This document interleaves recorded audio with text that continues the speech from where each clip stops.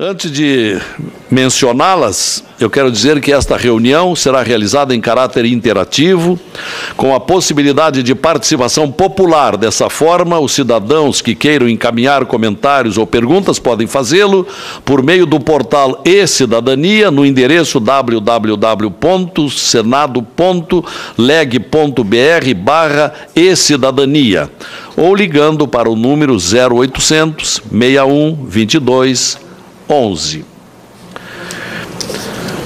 Nós temos convidados hoje, e já peço a fineza de se encaminharem à mesa, Humberto Jaques de Medeiros, vice-procurador-geral eleitoral, representado por José Jairo Gomes, procurador regional da República.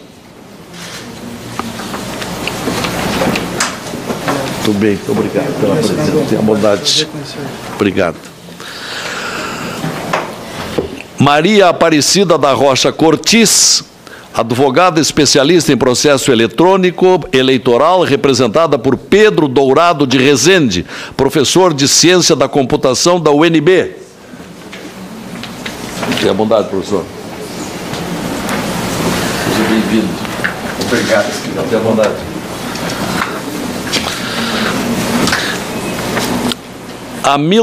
Amilcar Brunazzo Filho, engenheiro especializado em segurança de dados. Já está aqui. Olá, professor. Obrigado por ter vindo. E Diego de Freitas Aranha, professor da Universidade Estadual de Campinas, da Unicamp.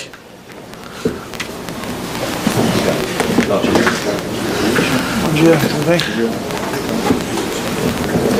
Estava também convidado, mas virá na próxima terça-feira, o presidente do Tribunal Superior Eleitoral, o ministro Luiz Fux.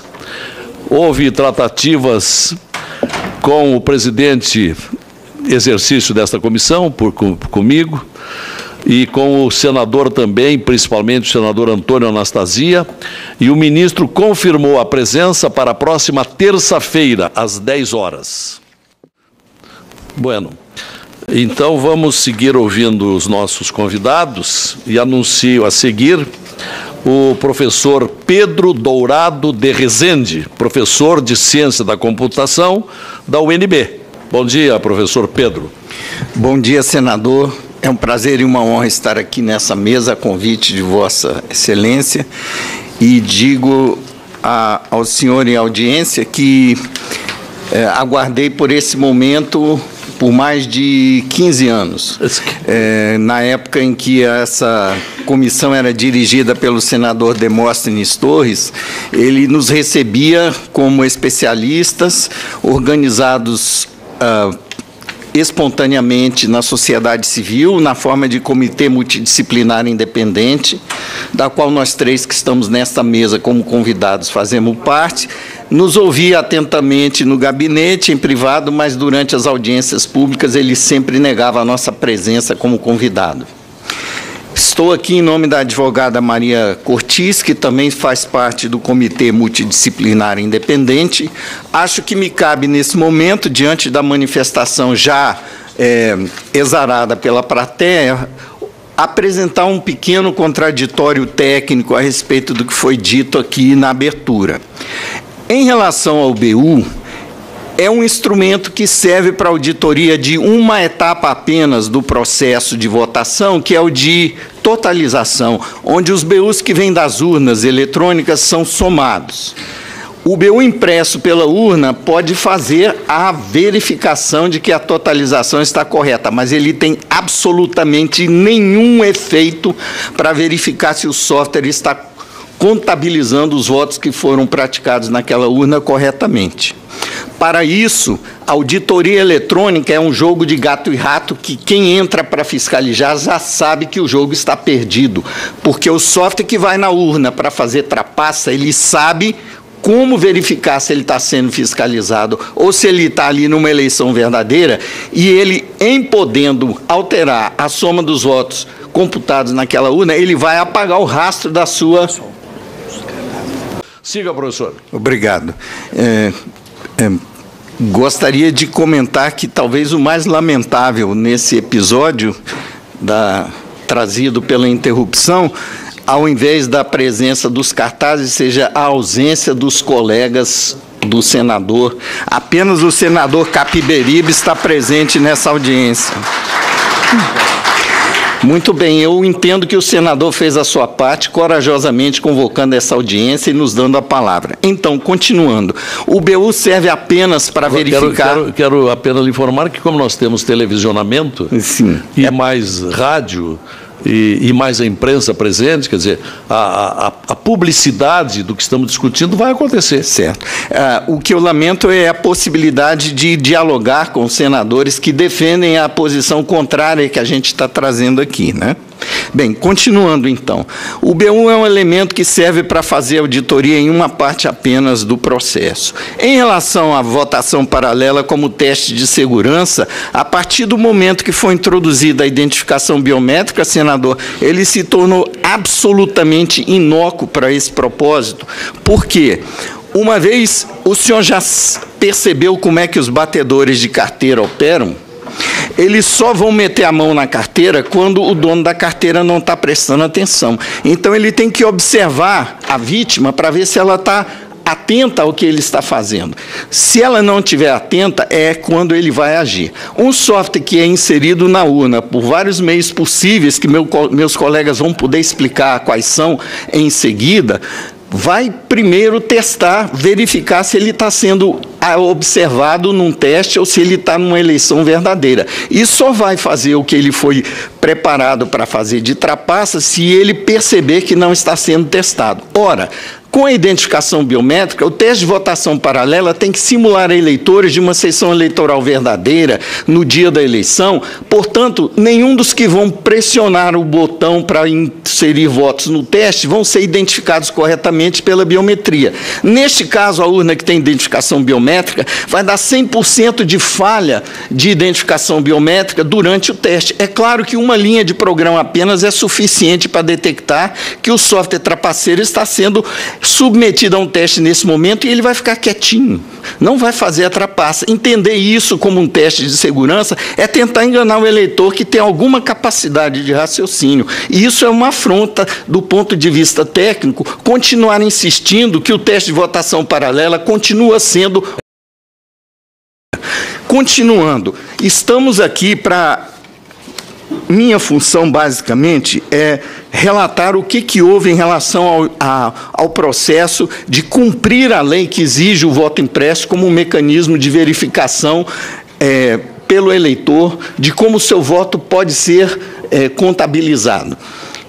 A lei foi aprovada em 2015 e a primeira iniciativa da Justiça Eleitoral para cumprir a lei, a partir daí, foi um contrato sem licitação para uma entidade sem fins lucrativos, chamada Flextronics, fazer um modelo de votação eletrônica com voto impresso. Um contrato de 7 milhões de reais que foi cumprido à risca pela empresa ou pela entidade e que produziu 30... conforme especificado no contrato, 30 protótipos de uma urna que imprimiria votos.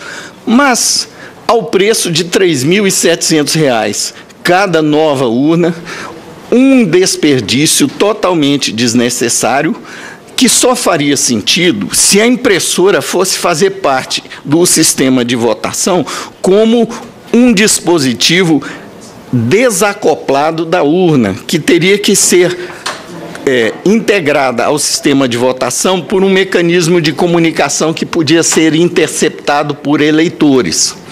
Ao passo que, em 2002, quando a lei precisou ser cumprida, a solução mais óbvia e simples foi a de acoplar a urna fisicamente à impressora, conectando fisicamente de forma elétrica a impressora à urna, para que não fosse necessário replicar todo o sistema de contabilidade de votos e de proteção eletrônica que a urna já tem para essa impressora.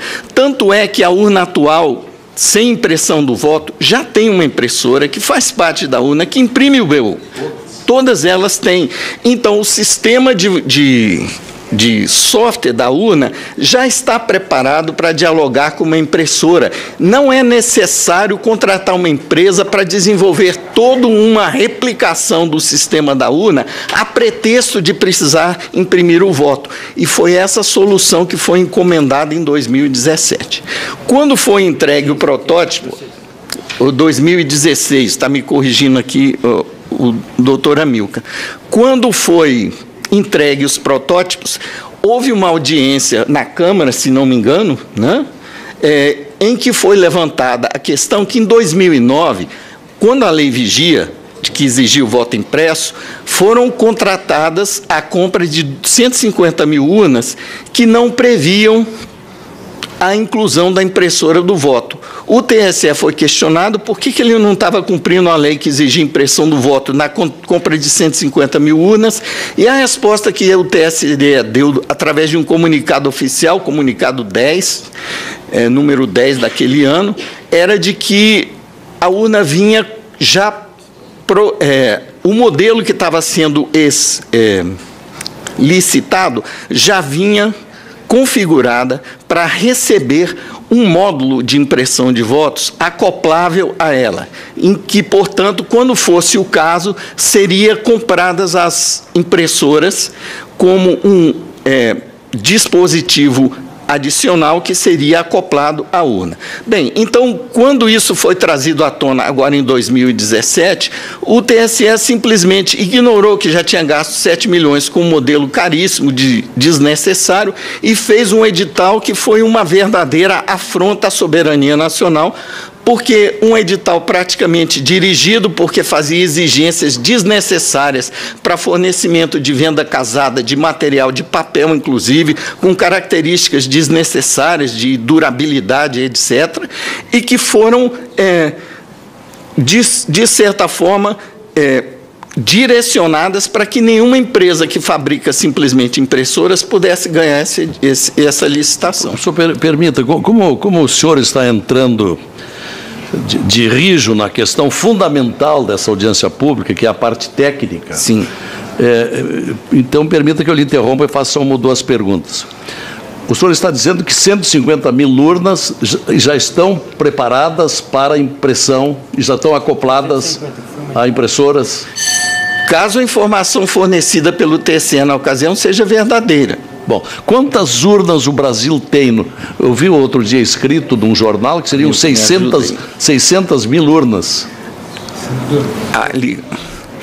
O doutor Amilcar é a nossa enciclopédia ambulante do Comitê Multidisciplinar Independente. Em relação a números e datas, ele é a nossa fonte principal.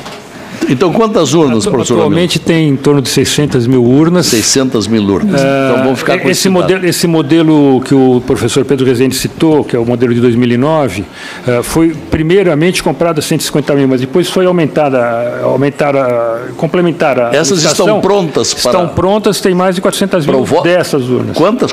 Mais de 400 mil. Olha, para mim, pelo menos, o senhor está dizendo uma novidade.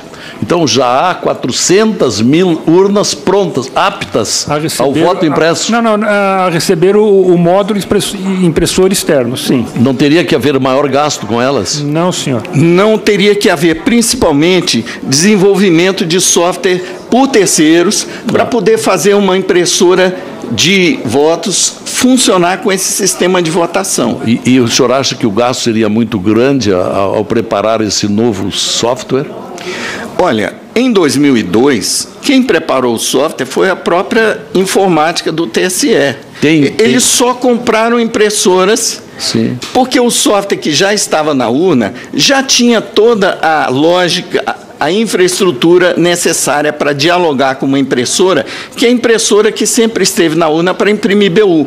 Só precisava duplicar aquela forma de interagir com o dispositivo para agora falar o sistema com uma segunda impressora que imprimiria cada voto. O senhor diria, então, que essa versão corrente de que o tribunal teria que gastar em torno de 2 bilhões de reais para habilitar o voto impresso, isso não procede? Isso é uma posição de má vontade que encontrou uma forma de inviabilizar o cumprimento da lei Primeiro, com um argumento de falta de orçamento. Por uma iniciativa do pessoal que está aqui assistindo, da sociedade civil, foi feito um aporte de emergência no orçamento desse ano para suprir o TSE de 250 milhões de reais adicionais para ele poder fazer. 250 milhões mataria a questão. 250 milhões foram incluídos no orçamento de emergência para contrapor o argumento de que o TSE não tinha verba para gastar tanto dinheiro para botar impressora em tantas urnas. Bom, o que aconteceu depois no edital seguinte desse ano foi um contrato de 62 milhões, que não gastou nem um terço do orçamento que estava disponível. Perfeito. E que estava, digamos, cheio de especificações desnecessárias para cumprir a função que é imprimir votos. Bom, eu não sei se meu tempo já... O senhor cumpriu o prazo até aqui, mas o senhor será convidado, interpelado seguramente mais adiante sobre o tema. Okay. Por enquanto, obrigado por sua participação. Pela ordem. Presidente. Capiberibe. Eu queria... Agradecendo a sua presença, bem como da senadora Simone Tebet. Professor Pedro, eu estou deduzindo pelas suas palavras e pelo histórico que eu conheço, não é, dessa luta para tornar mais confiável, digamos, não é, a votação, até porque nós já tivemos leis que introduziam o voto impresso, essas leis foram contestadas, não é, e agora, de novo, há uma resistência, o TSE não quer imprimir o voto, é isso? Senador, infelizmente, eu acho que é muito pior que isso. Porque o edital que foi feito, a pretexto de cumprir a lei, que terceirizou praticamente tudo, basicamente abriu o cofre de segurança do sistema eleitoral brasileiro, em troca de um simples termo de sigilo, para que uma empresa estrangeira que ganhou a licitação pudesse conhecer todo o nosso sistema, inclusive o material criptográfico, que é, digamos, o alicerce do mecanismo de proteção que a Justiça Eleitoral alega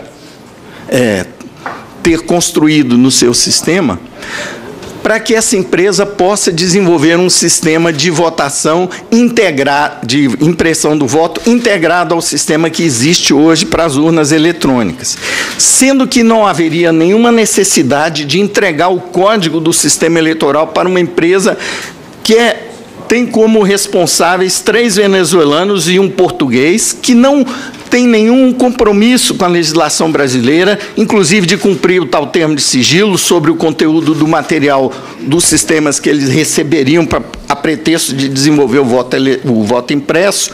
Isso, o que está no edital de licitação para implementar o voto impresso esse ano, a meu ver, é um ato de traição à soberania nacional. E esse edital não foi contestado por ninguém? Esse edital foi contestado pelo CEMIND em 7 petições, cujas cópias estão na minha mão. O senhor pode ler os termos da contestação? Eu vou...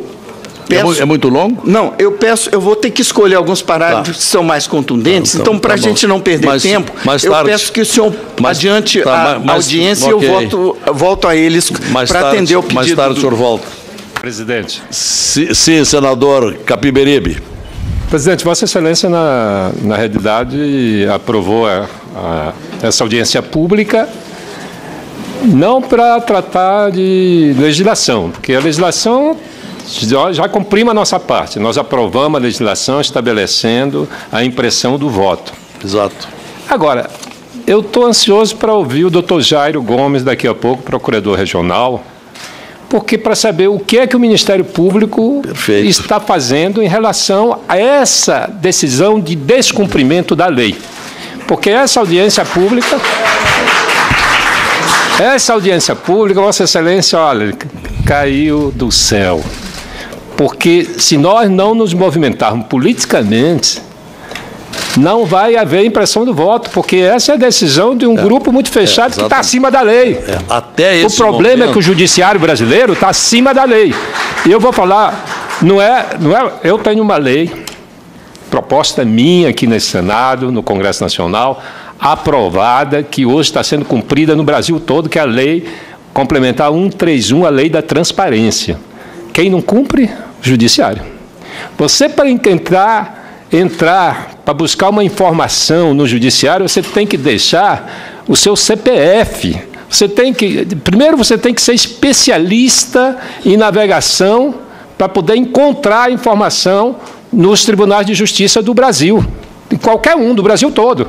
Eles não cumprem, o judiciário brasileiro não se vê na obrigação de cumprir a lei. Eles cumprem as resoluções deles. Se eles baixarem uma resolução para não imprimir o voto, acabou. Aí só Deus tira. Muito bem, muito obrigado pela sua intervenção, e todos nós estamos aqui na mesma curiosidade de ouvirmos, e vamos ouvir atentamente daqui a pouco, a palavra do nosso eminente representante do Ministério Público. Localizei o parágrafo, senador, que o senhor solicitou que eu lesse. É longo? Não, Então o senhor pode ler agora. 5 linhas. Maria Aparecida Rocha Cortiz, advogada, OAB São Paulo, e Pedro Antônio Dourado de Rezende, professor de Ciência da Computação da UNB, membros do Comitê Multidisciplinar Independente, ente da sociedade civil, vem à presença do Egrégio Tribunal de Contas da União apresentar representação em face do Tribunal Superior Eleitoral para anulação da licitação 106/2017, apuração de responsabilidades e demais providência para ressarcimento ao erário público de eventuais prejuízos gerados conforme abaixo articulado. E o parágrafo que cita o comentário que eu fiz em resposta ao senador Capiberibe é o seguinte: violação e risco à segurança e soberania nacional.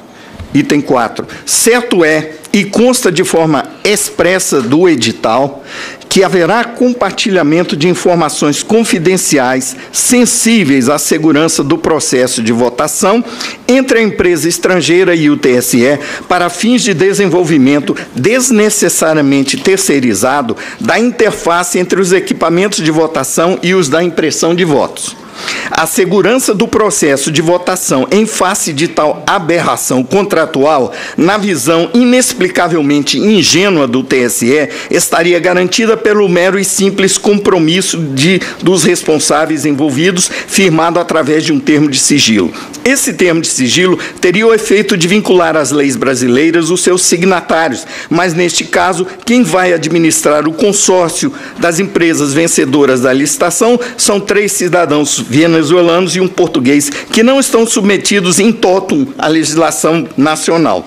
Tem cada qual seu território de domicílio e nacionalidade distintos do nosso, o que, em sendo a intenção, os garante, por princípios jurisdicionais, imunidade em face a tal compromisso, a despeito de qualquer legislação que lhes seja extraterritorial.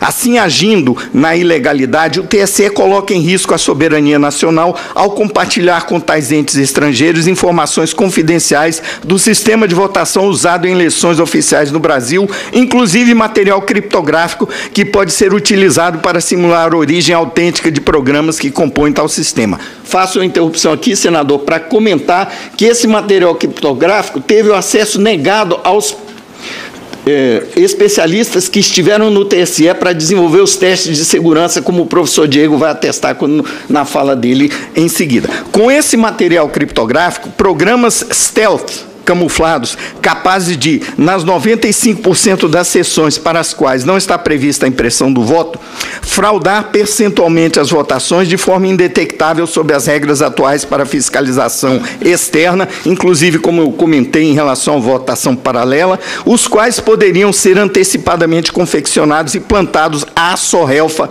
para inserção por terceiros, inclusive desavisados do risco, como se fossem programas legítimos, pois passarão como tal perante os dispositivos internos de autenticação ao longo de qualquer dos pontos intermediários da cadeia de custódia dos componentes do referido sistema, com o efeito nefasto de contaminá-lo para fins inconfessáveis, com o agravante no fato de os entes contratados para custodiar esse material criptográfico não terem vínculo ou obrigação com o Estado de Direito Nacional, o que compromete o cerne da nossa atual democracia. Quando tentamos, com esse argumento, impugnar a licitação, o argumento do TSE TSE, o senhor não vai acreditar, os senhores não vão acreditar. Para nós do CEMIND, do Comitê Multidisciplinar Independente, está no edital, mas não vai ser feito, nós não vamos entregar. Então, por que está no edital? Perfeito. Obrigado, professor. Doutor Pedro de Rezende, peço que o senhor nos consiga uma cópia dessa peça. Doutor engenheiro Amílcar Brunazzo Filho, bom dia. Bom dia a todos.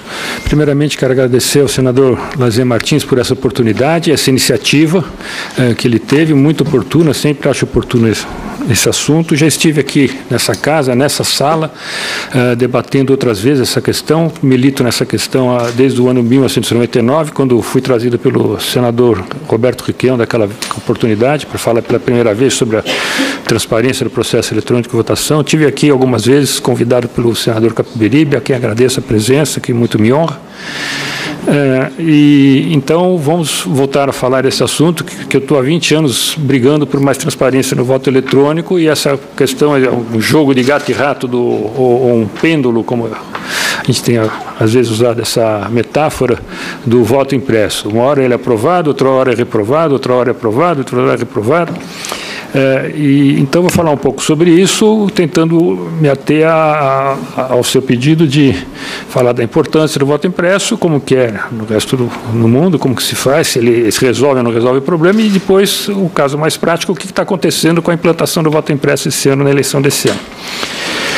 Eu gostaria de contestar algumas observações feitas pelo Dr. José Jairo Gomes. O Dr. Pedro já apresentou, então vou ser sucinto, vou só tocar nos assuntos. A questão, o modelo da urna brasileira realmente é, como ele disse, o modelo DRE, que é o modelo de urna eletrônica de registro eletrônico do voto puro e simples. Esse modelo começou a ser usado no mundo todo no ano 1991, e de lá para cá, em 91 em vários países, né? O Brasil começou em 96. Holanda e Índia começaram antes. E de lá para cá, esse modelo tem evoluído. Já existem modelos, eu, o professor Pedro, pelo CEMIND, nós criamos a ideia de gerações de máquinas de votar, então essa máquina DRE é a primeira geração, foi que começou tudo, e nos outros países começaram a evoluir para a segunda, terceira, e já existe quarta geração. O doutor José Zairo falou sobre existem novas tecnologias que entregam um documento criptografado para o... Essa é a quarta geração, chamada tecnologia end-to-end, mas ela implica em ter materialização do voto. Quer dizer, nenhuma tecnologia de segunda, terceira e quarta geração, que for a evolução do voto eletrônico, existe sem materialização do voto. Todas têm materialização do voto. Nos Estados Unidos, ali é realmente uma federação, mais de 40 estados, dos 50, usam sistemas eletrônicos com votação. Ali eles usam o sistema do voto escaneado, a maior parte deles. Alguns com voto impresso, outros voto escaneado. Mas, enfim, no mundo inteiro, a evolução sempre foi do voto manual. A maioria dos países continua no voto manual. Tá? Dos 200 países aí que existem, 150 continuam com voto manual. Os que foram para o voto eletrônico começaram indo para o voto modelo DRE, que é o modelo brasileiro. Alguns abandonaram o modelo DRE, como Holanda, Alemanha, eles abandonaram, declararam que era inconstitucional, porque não dava transparência, o eleitor não pode conferir para quem foi gravado o seu voto. Outros migraram para a segunda geração, que é a urna eletrônica com voto impresso, já tem países na terceira, já tem países na quarta geração, todos com um voto materializado. Tá? O único país que ainda está estacionado na primeira geração é o Brasil. O modelo continua sendo o modelo de primeira geração de 1991. O resto dos países já abandonou. Então, quando se fala que o voto impresso é um argumento muito comum de quem defende contra o voto impresso, dizer que ele é um retrocesso, vai votar para o voto manual. Não, ele não é igual ao voto manual, é diferente, é outra coisa, e ele é uma evolução. Eu desafio a quem disser que o voto impresso é um retrocesso, que me apresente um único país que evoluiu da urna com voto impresso para a urna sem voto impresso. Não existe. Só existem dezenas de países que evoluíram da urna sem voto impresso para a urna com voto impresso. E isso é evolução. Sobre a série de defesas que existe no sistema eletrônico brasileiro, o Dr. Jairo falou, por exemplo, o BU, o Pedro já explicou, o BU serve apenas para auditar a totalização, não serve para auditar a urna. Nós estamos falando aqui exclusivamente da urna eletrônica, não do sistema eleitoral eletrônico todo. A totalização é a segunda etapa do processo de votação, a primeira etapa é a coleta do voto e a apuração do voto, que chama boletim de urna. A segunda etapa é a totalização. Não estamos falando da totalização, estamos falando da urna só. O BU não serve para auditar o resultado que a urna apurou. A votação paralela, o professor Pedro também já explicou, a votação paralela com urnas biométricas é facílima de ser burlada. Ela não serve como teste para verificar que o software está íntegro. No último teste de verificação, que o professor Diego vai explicar aqui com mais detalhes, a primeira coisa que eles tiveram acesso foi ao arquivo de log da urna. Eles conseguiram alterar o software da urna e esse software alterado conseguia mexer no arquivo de log da urna. Esse arquivo de log é o arquivo que registra os acontecimentos da urna. Hora, minutos tal, hora tal, tal acontecimento.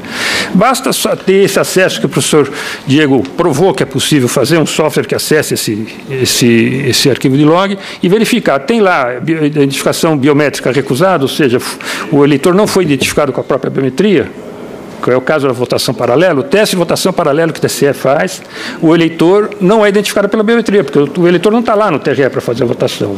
É o funcionário do TRE que está lá, põe o dedo dele, é rejeitado, ele digita uma senha, libera e vota. E fica registrado no arquivo de log. Então, basta no arquivo de log o programa fraudulento verificar que o arquivo de log, a liberação foi não biométrica e não faz a fraude. Então, o teste de votação paralela, que é um teste que existe por lei, a lei obriga a ter o teste de votação paralela, se tornou inútil com a urna biométrica. A urna biométrica não atende à lei que manda ter o teste de votação paralela em condições normais de uso, porque a urna biométrica não permite fazer uma simulação em condições normais de uso, que é identificar o eleitor com o dedo dele mesmo. Tá? Discussão é uma questão técnica, mas é o seguinte, a votação paralela não serve como teste de integridade do software. Então, a sua posição é de que a identificação biométrica se presta para fraude? Ela se presta no sentido, se me permite, senador, de que deixa o eleitor relaxado em relação à posição e à função dele de fiscal do cadastro. Porque se ele acha que a identificação biométrica é invencível, ele não vai se preocupar se na sessão dele tem alguém votando por alguém.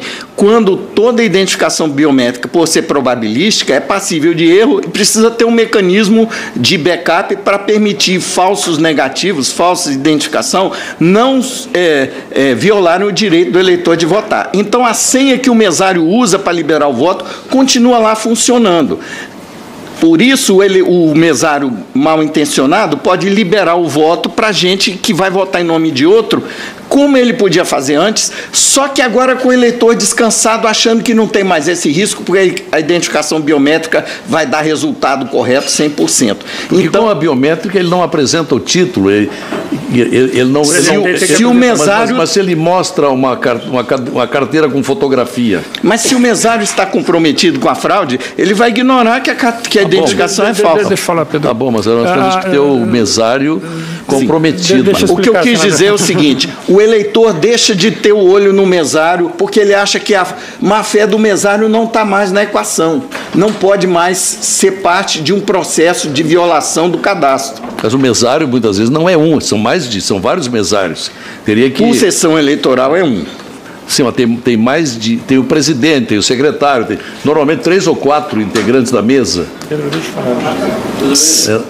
Senador, o fabricante do mecanismo de identificação biométrica garante que o equipamento que ele fornece ao TSE está homologado para apresentar um índice de erro de falso negativo de 1%. O preço do dispositivo é proporcional a esse índice de erro. Muito bem, o que aconteceu na eleição brasileira, primeira que teve biometria em 68 sessões eleitorais e pôde, mais do que isso, pôde divulgar os resultados estatísticos. Um índice de erro de identificação biométrica de 7%. Em algumas sessões eleitorais de Alagoas e do Piauí, o índice de erro da identificação biométrica foi acima de 50%. Isso, senador, é indício de fraude segundo o fabricante do dispositivo, Porque o mesário está liberando votação acima dos erros que são esperados para aquele dispositivo de identificação. Como o eleitor não está preocupado com isso, porque ele acha que a identificação biométrica é sacrossanta, se tiver ali um mesário mal intencionado, ele está sem a supervisão do eleitor e dos fiscais, pelo que ele está fazendo, a pretexto de que o dispositivo está dando erro toda hora. Então nos diga, nós estamos diante de duas hipóteses de fraude. Uma que é a da urna e a outra que é a da identificação biométrica. Como professor de segurança computacional, eu estou convencido que a identificação biométrica é um cavalo de Troia para a segurança do sistema eleitoral, do ponto de vista do eleitor que quer eleição limpa. Do ponto de vista de quem quer controlar todo o processo centralizadamente, é um mecanismo de segurança. Agora, vamos dizer que a identificação biométrica seja honesta. Ali adiante, ela pode haver a fraude ali adiante na urna? A identificação biométrica é honesta, senador. Vai dar em torno de sessões eleitorais com 300 eleitores, vai dar em torno de 3 falsos negativos, em média, por votação. Esses vão ter que ser liberados para votar pelo mesário. Se o mesário libera 200 com senha, porque a identificação biométrica deu errado, isso é um indício de que ou a máquina está mal configurada, ou a máquina está com defeito, ou ele está agindo de forma desonesta. Agora, na identificação. Como corrigir isso a essa altura, doutor? Bem, porque nós estamos vendo milhões de pessoas em fila fazendo a identificação biométrica. Pelo menos nos tribunais lá do meu estado tem acontecido, no tribunal, filas e filas para as pessoas fazerem a biometria. Senador, esse cadastro de identificação biométrica vale ouro na guerra de informação que a gente está vivendo hoje. No Senado, em 2013, na CCTI, eu apresentei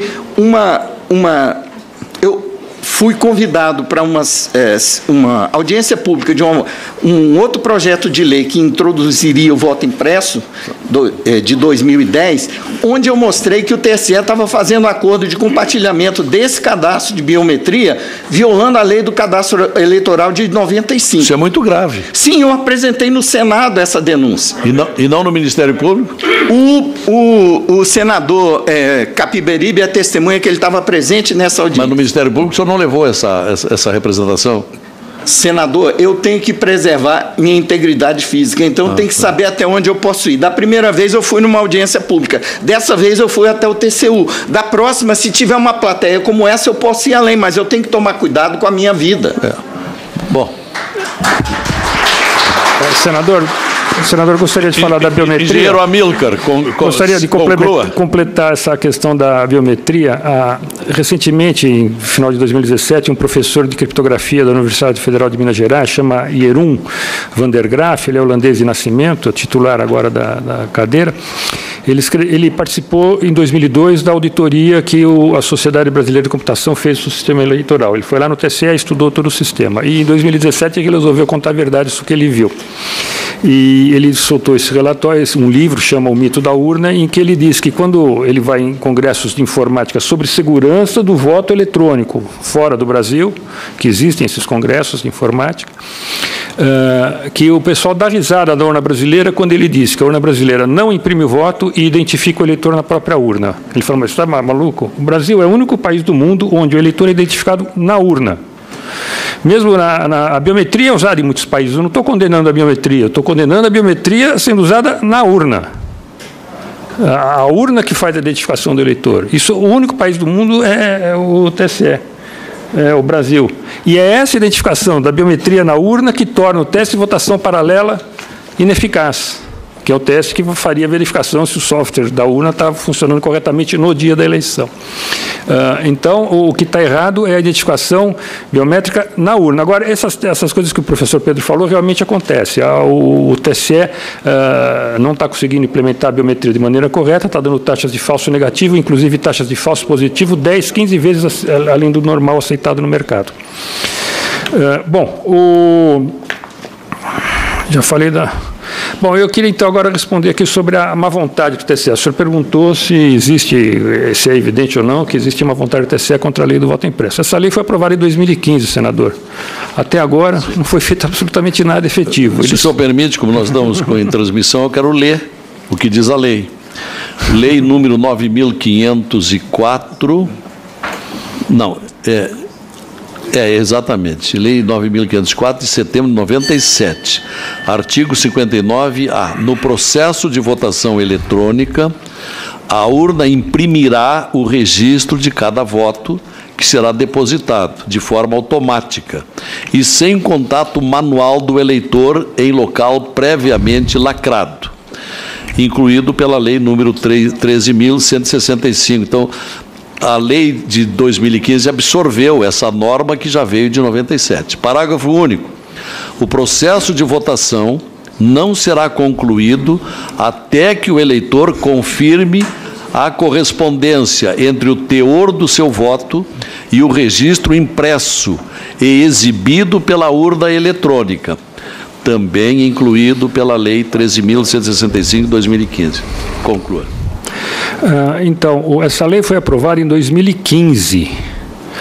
De lá para cá, o TSE contratou uma empresa, pagou um dinheiro sem concorrência para fazer um novo modelo de urna. Não precisava de um modelo de urna, ele já tinha uma urna que bastava acoplar o módulo impressor. Essa impressora, para o voto, basta ser uma impressora comum, de mercado, claro, ela tem que ter o jeitinho, ser acoplada, tem que ter um visor, ela precisa ter um visor para o eleitor ver o voto através do visor, porque aí diz que o eleitor tem que comparar um com o outro. Ela tem esse visor a mais do que dos modelos de mercado, mas ela é só isso, ela não precisa ter gravação criptografada do voto digital, como eles estão fazendo. Eles fizeram uma edital super complicado, pedindo um monte de coisa que não é necessário na impressora, e fizeram a impressora custar mais de R$2.000. Essa concorrência que a professora Pedro citou, cada uma. Enquanto no mercado, impressoras fiscais, que essas sim são complexas, impressoras fiscais têm que ter memória segura. Não houve concorrência?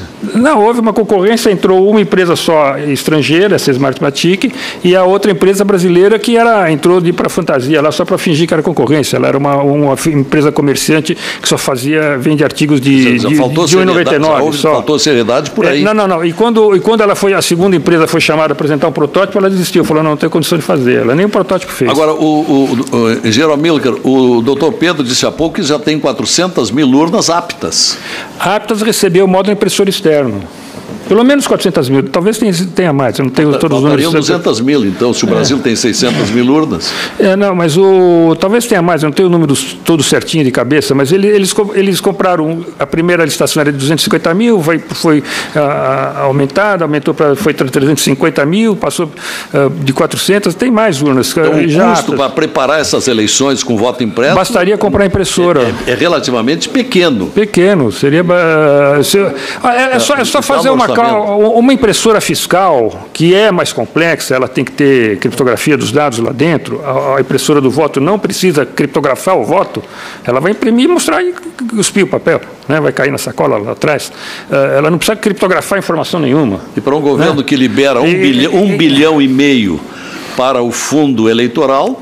Isso aí não é nada. Não, uma impressora fiscal custa menos de R$500. Isso para comprar uma para o seu comércio, você é obrigado a comprar para fazer a Receita Federal. Precisa comprar 500.000. Posso passar para o doutor Diego? Eu só queria acabar sobre essa má vontade do TSE. Então, o TSE não está mostrando interesse. Ele fez esse orçamento, enrolou até novembro de 2017, dizendo que precisava contratar urnas especiais, que custavam um dinheirão. Aí nós conseguimos incluir no orçamento a verba para comprar só a impressora. Se você fizer a conta, R$500 a 500.000 urnas, dá 250 milhões. Foi o que foi aprovado no orçamento.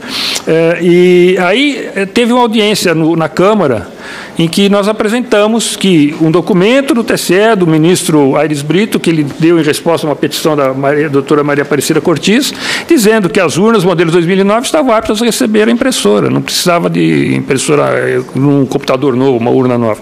E aí eles mudaram, eles resolveram fazer a auditoria, a licitação só das coisas, das impressoras. Então está na cara que eles estão protelando, empurrando. Agora eles conseguiram, não sei como, eu até pediria para o doutor José Jair se conseguisse me explicar de onde surgiu a ideia do Ministério Público, no dia 5 de janeiro, no último dia de posse do ministro Gilmar Mendes, apresentar uma DIN contra a lei do voto impresso, que estava aprovada 3 anos antes. O senhor já quer responder essa pergunta, doutor? Porque foi, sabe, assim, não dá para entender. O argumento que foi apresentado é muito pobre. Não, ele prefere responder o final, engenheiro. Okay. Então, Tá. E, enfim, eu gostaria só de fazer mais uma afirmação, a questão do acesso ao código das urnas, analisar o código. Eu também, como representante de partido político pelo PSDB, participei da auditoria especial das urnas de 2014. Não nos foi dado acesso a toda a programação do código. A gente não pôde fazer auditoria. A nossa auditoria foi inconclusiva porque o TSE não deu acesso a tudo para a gente, que a gente queria ver. Tá? Então, não é verdade que é possível fazer auditoria do código, da urna. Agora o TSE inventou saiu mais uma notícia do TSE, fake news também, que vai ser permitido a auditoria do funcionamento da urna no dia da eleição, antes de começar a eleição. Isso aí não é auditoria coisa nenhuma. Eles vão fazer você ficar de braço cruzado olhando a urna vai dizer, olha, aqui está tudo bem, isso aí não é auditoria coisa nenhuma. Enfim, não existe auditoria de fato no processo eletrônico brasileiro. E... Engenheiro Hamilton, o senador Anastasia esteve aqui agora rapidamente para confirmar que recebeu o telefonema do ministro Luiz Fux, de que virá aqui na próxima terça-feira, e a minha assessoria está aqui hoje bem reforçada, nós estamos anotando todos esses dados que nós repassaremos também para o ministro na vinda dele. Por enquanto, obrigado. O senhor daqui a pouco será chamado. Vamos ao professor da Universidade Estadual de Campinas, Diego de Freitas Aranha. Bom dia. Bom dia. Eu agradeço pelo convite, cumprimento os membros da mesa. É um prazer estar aqui de novo. A última vez que eu estive no Senado para tratar desse tema foi há 5 anos atrás. Então, fico feliz por poder contribuir novamente com o debate, mas entristecido em observar que houve muito pouco progresso nos últimos 5 anos. Bem, nessa outra ocasião que eu estive aqui, eu vim relatar sobre os testes os resultados nos testes de 2012, obtidos pela equipe que eu coordenei nesses testes. A nossa equipe venceu aquela edição dos testes do TSE e a gente apresentou, para vencer aquela competição, era um modelo de competição, um ataque que quebrava o sigilo do voto. Então, a gente demonstrou nas restrições do teste, que era possível recuperar os votos de uma urna eletrônica em ordem, sabendo exatamente como o primeiro, segundo, terceiro eleitores e assim por diante votaram, baseado apenas em informação pública. Outra consequência, outro resultado importante nesses testes, que a gente não teve tempo de explorar, porque eles têm um escopo e tempo limitados, que a integridade do software de votação e, consequentemente, dos resultados produzidos pela urna eletrônica dependia de segredos inseridos diretamente no código-fonte do software, do programa, que é uma decisão de projeto que viola as boas práticas desde os anos 90 na área de segurança. Assim, isso é questão de livro-texto, não é fronteira de tecnologia. Isso é desaconselhado desde que a área de segurança é uma área formalmente constituída. Bem, é importante observar que um sistema puramente eletrônico de votação, todas as suas propriedades principais, como o sigilo do voto e a integridade dos resultados, dependem unicamente da qualidade do software, dos mecanismos de segurança nele implementados e na resistência desses mecanismos a uma subversão, a um ataque externo. Portanto, esses sistemas são especialmente vulneráveis ao que a gente chama de fraude interna. Um programador mal intencionado que, de repente, trabalha no tribunal e tem acesso privilegiado ao sistema e está na posição também privilegiada para montar uma fraude em larga escala, talvez indetectável se ele for sofisticado o suficiente. Esse tipo de abordagem de fraude interna não pode ser exercitada nos testes de segurança do TSE. Então, os testes de segurança do TSE forçam os pesquisadores, as pessoas que participam, a tentar montar o que a gente chama de fraude externa. Alguém que não tem esse acesso privilegiado ao sistema de votação para programá-lo, para que ele se comporte de maneira desonesta, mas ele tenta descobrir como esses mecanismos foram implementados e tenta contorná-los de alguma forma. Então, eu coordenei novamente uma equipe em 2017 nos testes de segurança, equipe composta por Pedro Iossis, Caio Luders, Tiago Cardoso e Paulo Matias, de diferentes estados do Brasil, e a gente novamente obteve resultados muito, como que eu posso dizer, com muito sucesso nos testes, né? Sucesso para a equipe, não exatamente para o TSE. E foi dito aqui que esses testes ocorrem em condições particulares. Isso é fato. As condições de trabalho de pesquisadores nos testes do TSE são tipicamente piores do que um fraudador teria na prática. Eu vou listar algumas das restrições. A gente tinha, por exemplo, 4 dias para observar o código-fonte, que tem mais de 10 milhões de linhas de código, algo que é impossível de qualquer humano fazer num prazo tão curto. A gente tinha 4 dias para montar ataques contra o sistema. eu imagino que um fraudador não precisa obedecer restrições de tempo tão rigorosas. A gente tinha inicialmente apenas um computador para a equipe poder usar, então a gente teve que solicitar mais computadores, o que demanda no ambiente dos testes burocracia, solicitar autorização para entrada de software que era do nosso domínio para poder utilizar dentro dos testes, autorização para instalar aquele software nos computadores fornecidos pelo TSE. No total, a gente preencheu múltiplas instâncias de mais de 8 tipos diferentes de formulários. Isso só para funcionar durante os testes. Então, durante os testes, você perde muito tempo lidando com as restrições dos próprios testes, e não exatamente montando os ataques e tentando analisar a segurança do sistema, como é o objetivo original. Uma grande novidade desses testes é que a gente pôde fazer notas em papel, que não era possível em 2012. Então, a gente pôde copiar trechos de código em papel, só que a gente não podia cruzar a sala com essas notas para usar as notas obtidas a partir do código-fonte num ambiente onde a gente, de fato, avaliava a segurança do equipamento. Eu acho que, novamente, um fraudador não teria esse tipo de restrição, especialmente se ele tem acesso privilegiado ao sistema. Uma outra novidade desses testes é que o TSE tomou a liberdade de apagar trechos de código sensíveis contendo chaves criptográficas do código-fonte do sistema. Ou seja, a base de código fornecida para os pesquisadores não estava completa.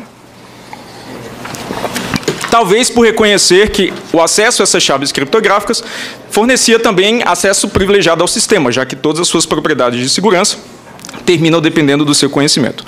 De qualquer forma, a gente conseguiu contornar todas essas restrições e exploramos uma sequência de vulnerabilidades durante os testes que permitiram a gente chegar até o ponto de adulterar o software de votação para injetar código de nossa autoria para ser executado no ambiente da urna eletrônica.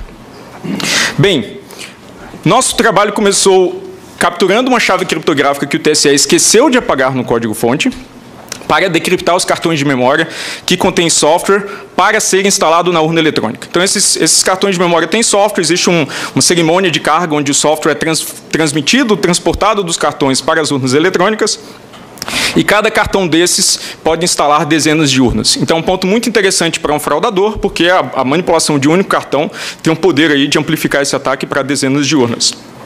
A gente, de posse dessa chave criptográfica, que a gente memorizou e copiou trecho a trecho para o ambiente de testes, porque a gente não podia fazer notas em papel, nós conseguimos revelar o conteúdo desses cartões de memória, tendo acesso, aí, portanto, aos mecanismos de segurança e de proteção de integridade do software de votação nele implementado. Obtendo acesso ao software de votação, a gente descobriu que tinha 2 módulos do programa que não tinham sua integridade verificada. Esses 2 módulos cumpriam 2 funções. Uma delas era manter o registro cronológico de eventos pela urna eletrônica, desde o processo de instalação até o encerramento da votação. E o outro, basicamente, proteger o registro digital do voto, que é aquela lista embaralhada, armazenada em formato eletrônico das escolhas do eleitor, que o TSE alega ser o mecanismo de recontagem, mas como ele é produzido pelo próprio software, ele não pode verificar a contagem eletrônica feita por ele próprio. Bem, então, no terceiro dia de testes, a gente já tinha acesso a esses dois componentes do software para injetar trechos de códigos de nossa autoria. Então, a primeira coisa que a gente fez foi, por exemplo, manipular os registros cronológicos mantidos pela urna eletrônica em um arquivo específico, invalidando o poder de auditoria ou de exame posterior, depois das eleições, do conteúdo desse arquivo, porque já tinha conteúdo adulterado. Novamente, isso depende unicamente do software de votação. Se o software de votação é adulterado, bem, ele pode produzir arquivos arbitrariamente escolhidos pelo atacante.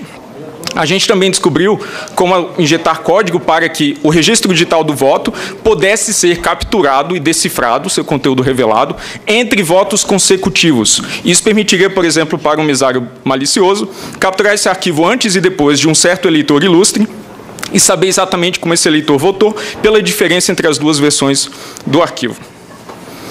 No último dia dos testes, a gente teve os principais progressos, porque a gente descobriu, a gente passou a não mais interferir com as funcionalidades fornecidas por esses 2 componentes de software, mas utilizar esses 2 componentes de software para alterar o comportamento do software de votação. Então, uma das coisas que a gente fez na tarde do último dia de testes foi alterar mensagens de texto que são exibidas para o eleitor durante a votação para fazer propaganda para um certo candidato.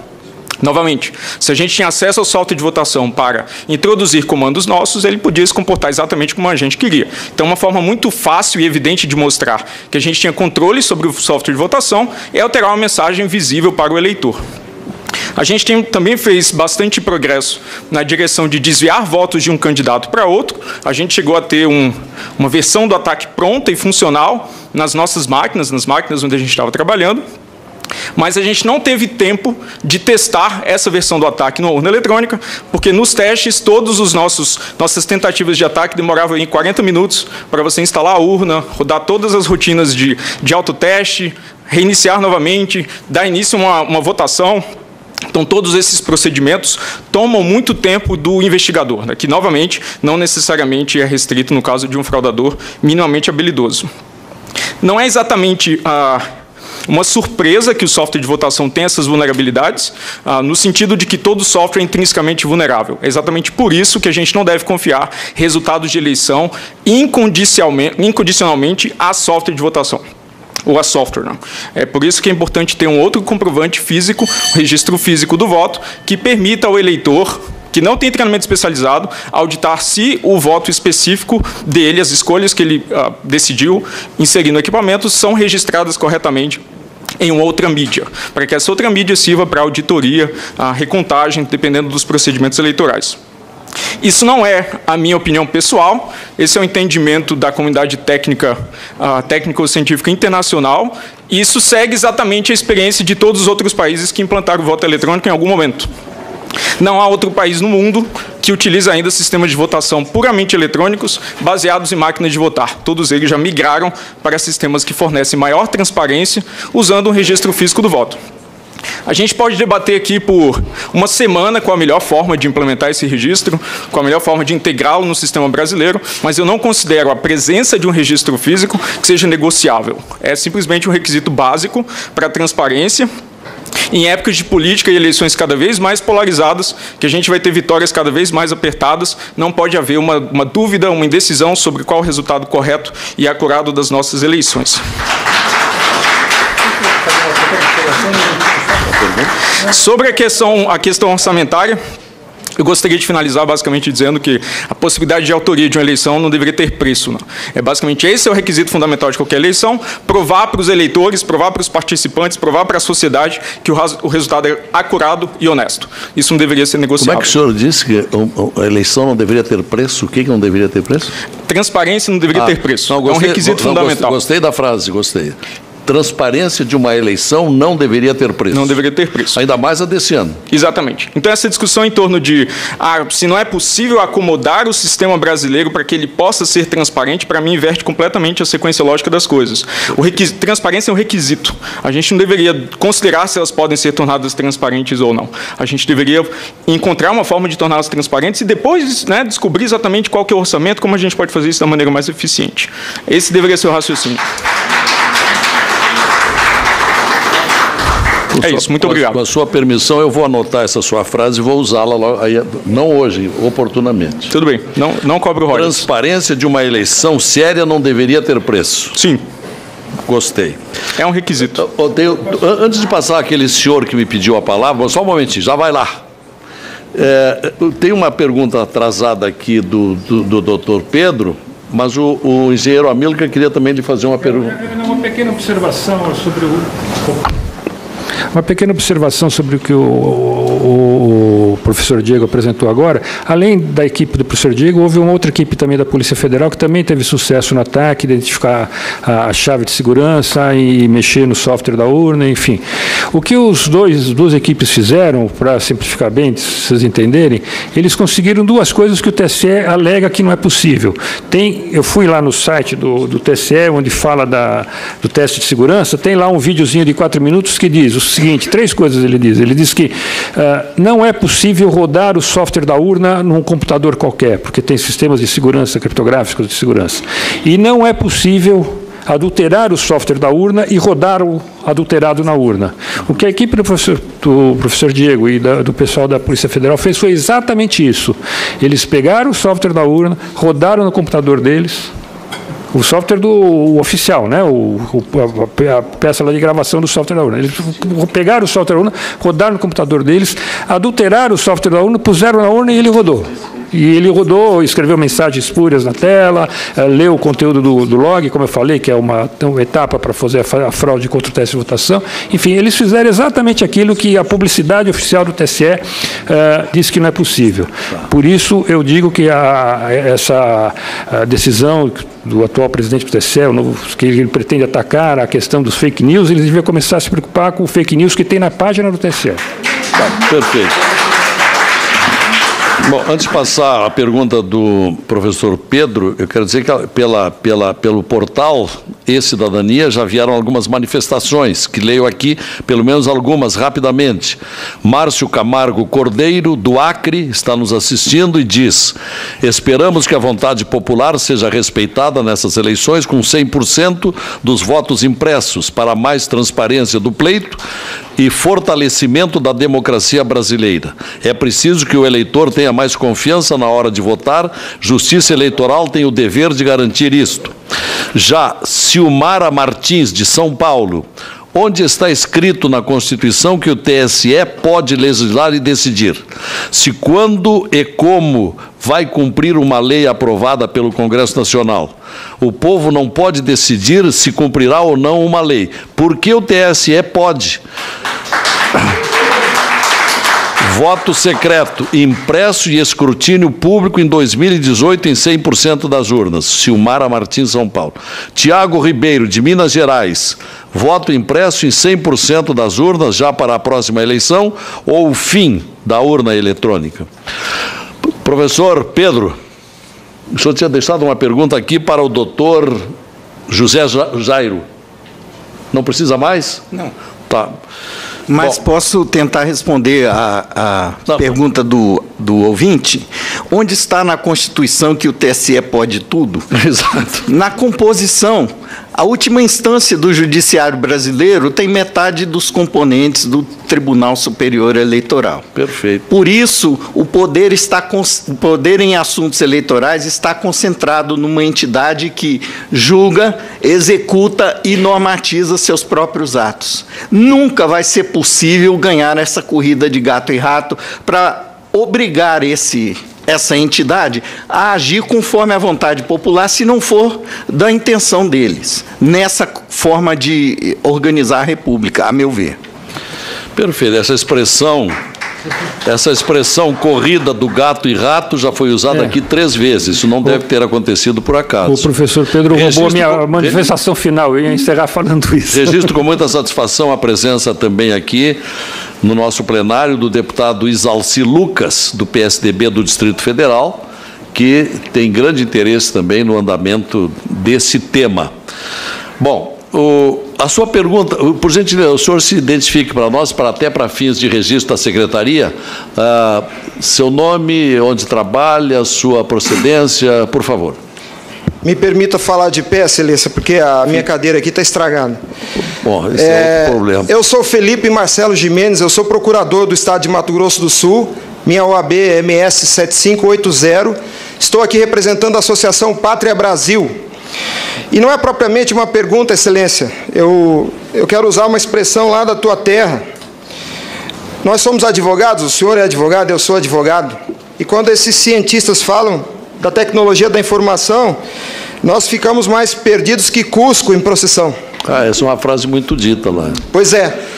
Acontece que o nosso povo vem sendo enganado por essa máquina, essa arapuca, porque sempre que olhamos para o problema, tentamos enxergá-lo através da tecnologia.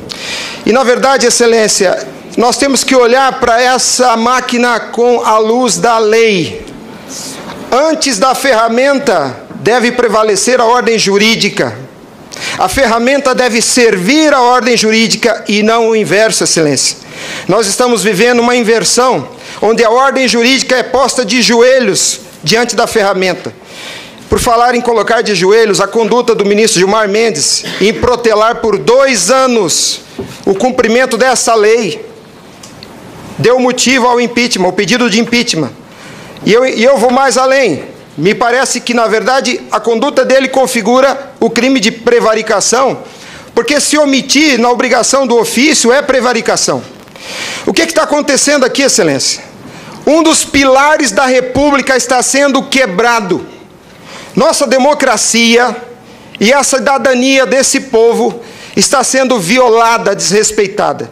No entanto, eu quero lembrar aqui uma frase de Billy Graham, um homem que dedicou 99 anos da vida para o bem do próximo.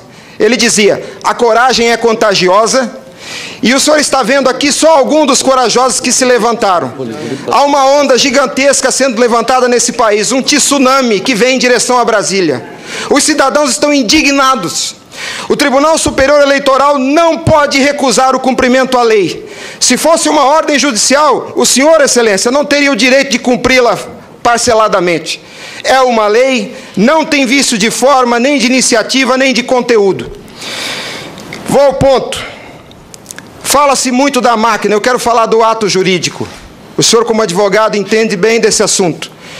Somente o exercício do voto é secreto para garantir ao cidadão a liberdade de escolha. O ato seguinte, porque o processo eleitoral é feito de etapas, o ato seguinte é um ato administrativo. A contagem de um voto é um ato administrativo e se submete a um requisito de validade sob pena de ser nulo, que é o princípio da publicidade. Qualquer ato administrativo deve ser público. Entenda, excelência, nós queremos auditar o fato jurídico, não é a máquina. Não nos interessa o software nem a máquina, nem antes nem depois. Nós queremos auditar o fato, que por natureza é um evento. O evento se perde, por isso a necessidade de dar corpo físico ao fato da contagem do voto, para que se conheça, para que se cumpra o princípio da publicidade, porque a publicidade é erga omnes, é para todos os cidadãos, não é só para o eleitor que olha no visor. Essa contagem do voto deve ser feita para que todos os cidadãos tenham a oportunidade de fiscalizá-la, e não é a contagem de milhões de votos, é a contagem de um voto, de cada voto é um ato administrativo, e será nulo se não for público. Há vários princípios constitucionais que vêm sendo quebrados desde que a Arapuca foi inventada lá em 97. A cidadania, a publicidade, a moralidade, a legalidade e a própria república, porque nós cidadãos não temos sido respeitados na nossa escolha. Nossa escolha só será respeitada se ela for retratada no corpo físico da impressão para cumprir o princípio da publicidade. O voto, o exercício do voto é secreto, mas a contagem deve ser pública. E qual que é a artimanha da urna? Ela estende o segredo do exercício até a última etapa. E o sagrado BU, eu vou usar uma expressão de alguém, eu não lembro quem é o proprietário dessa frase, a seita do Santo Byte tem no altar o BU. O BU não prova nada, excelência. Quando o BU é imprimido, já houve a contagem dos votos em segredo. A fraude já aconteceu, porque cada voto contado deve ser público. O BU informa ao senhor, excelência, o total. Nem no condomínio onde eu moro não aceitaria uma eleição assim. Imagine, excelência, se eu fosse candidato a síndico, colhesse a urna e fosse contar dentro do meu apartamento e voltasse e comunicasse aos condôminos. Aqui está o resultado, eu fui eleito.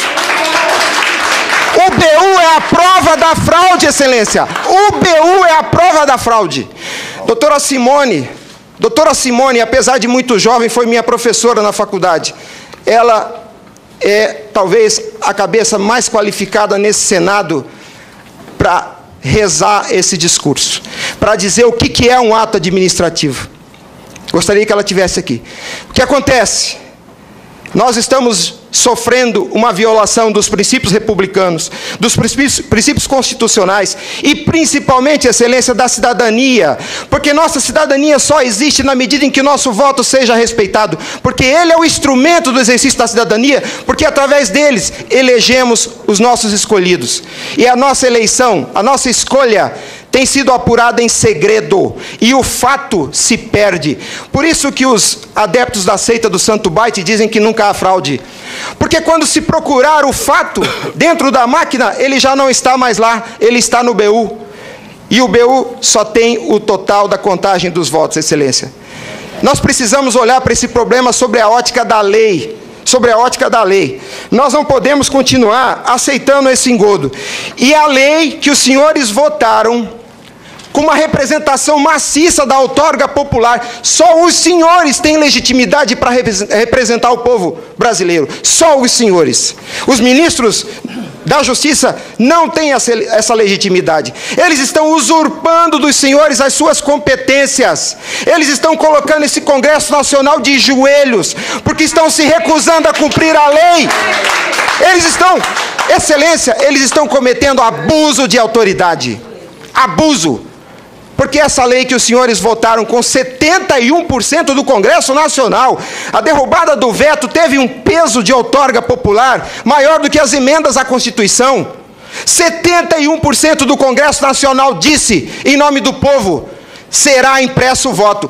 E a lei, excelência, não tem discricionariedade. A lei não permite fracionamento. Fracionar o cumprimento da lei é um abuso, é uma violação, é uma teratologia. Não há possibilidade de se fracionar o cumprimento da lei. Imagine o senhor, se o senhor fosse sujeito passivo de uma ordem de Gilmar Mendes, se ele aceitaria ouvir do senhor o seguinte: ministro, eu vou cumprir sua ordem, um pouquinho a cada ano. Até 2050, Gilmar Mendes, eu termino de cumprir a sua ordem. Imagina que ele aceitasse isso do senhor. A lei não tem discricionariedade. Não é possível cumpri-la pela metade.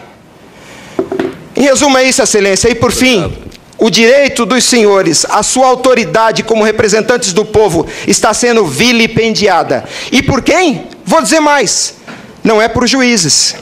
Os ministros, quando sentam na cadeira do Tribunal Superior Eleitoral para administrar esse serviço público, que é a eleição é um serviço público, não é jurisdição, não é um ato jurisdicional. Quando eles lá, sentados em seus gabinetes, estão administrando o processo eleitoral, são administradores sujeitos aos princípios constitucionais, como qualquer agente do Executivo. A hibridez da Justiça Eleitoral tem confundido o povo. Mas a competência se dá, a função se dá em razão do cargo, não do indivíduo. Quando eles estão se desincumbindo do processo eleitoral, estão executando ato administrativo, não são juízes. E veja o absurdo, excelência, um administrador público que por acaso usa toga, se arvoca o poder de desrespeitar a lei que os senhores votaram. Nossa república está à beira do abismo.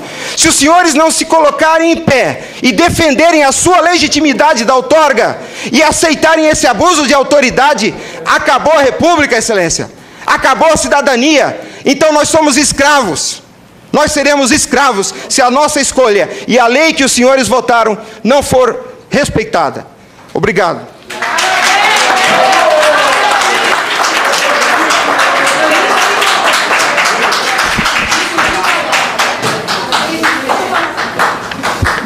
Presidente.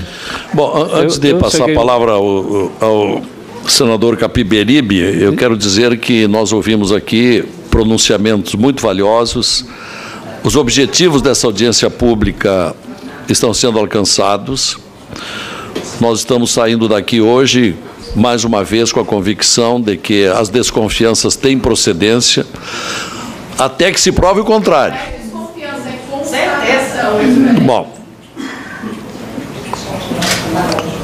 os fatos concretos estariam ainda por ser devidamente confirmados e avaliados. Mas antes de passar a Vossa Excelência, senador Capi, eu queria deixar, porque me pediu a palavra antes, o doutor José Jairo Gomes, que é procurador da República. Esse é que eu queria ouvi-lo. Procurador da República. Eu já ia reivindicar exatamente e atualmente, ouvi-lo em cima dessas questões colocadas. E é o procurador regional da República, aqui em Brasília. Né? Depois de tantos pronunciamentos, o que Vossa Excelência tem a dizer? Eminente presidente, quero dizer a Vossa Excelência que esse certamente é um dos debates mais profícuos que eu tenho participado sobre direito eleitoral e sobre talvez o que é o cerne, o coração, que é exatamente o momento em que o cidadão deposita seu voto ou faz a sua escolha. Esse é um problema seríssimo. Nós ouvimos coisas aqui bastante graves. Por exemplo, tinha um cartaz ali atrás dizendo o seguinte: urnas eletrônicas são fraudáveis. Urnas eletrônicas são fraudáveis. Teve uma outra afirmação que foi feita, de que o BU é a prova da fraude. O BU é a prova da fraude, e foi dito ainda que não prova nada. Eu acho que prova algumas coisas. Talvez não prova o que queiramos que provasse. Eu concordo bastante com a fala do professor Diego. Há um ministro do Supremo Tribunal Federal americano que dizia o seguinte, que o princípio fundamental da democracia, professor Amilcar, é a transparência. E nada melhor para impor a transparência do que a clareza, né? O sol, dizia ele, é o melhor desinfetante para as coisas públicas. Eu quero crer, presidente, que eu fui um pouco, talvez, mal interpretado pelos colegas da mesa, que acabaram me atirando bastante pedras. Vejam, nós temos um sistema em transição. No Império Brasileiro não havia nada. O sujeito chegava lá na paróquia, se anunciava como eleitor e era admitido ou não naquele momento. A coisa veio evoluindo, né? Desde essa época veio evoluindo. Evoluiu com aquela lei de 1888, quando várias melhorias foram implantadas no sistema eleitoral. Evoluiu na década de 30, com a criação de um código eleitoral em 32, evoluiu com a organização do cadastro de eleitores, evoluiu na década seguinte com a implantação do voto em cédula, e nós tínhamos até pouco tempo atrás o voto nas urnas de lona. Talvez esse debate, eminente senador Capiberibe, devesse ter sido feito, talvez ele esteja com alguns anos de atraso. Talvez devesse ter sido feito quando da implantação das urnas eletrônicas. Eu não me lembro, na época, se houve um debate da envergadura que nós estamos travando neste momento.